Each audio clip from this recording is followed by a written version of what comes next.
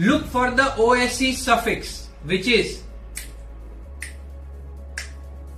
if you can't pronounce it, your body doesn't want it. You think sugar only comes from sweets? Think again. Tea, biscuits, sauces, cold drinks and even healthy snacks contain hidden sugar.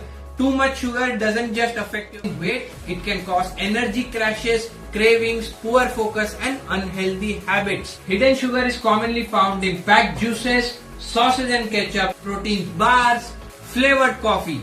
Try simple swap. Swap soft drinks with lemon water. Swap chocolate with fruits and dates. Swap sugary cereal with oats. Read every label before buying. Avoid sugary snacks. Eat more whole food. Your body deserves real nutrition, not constant sugar overload. Follow this page for more information. Don't forget to like, share and subscribe.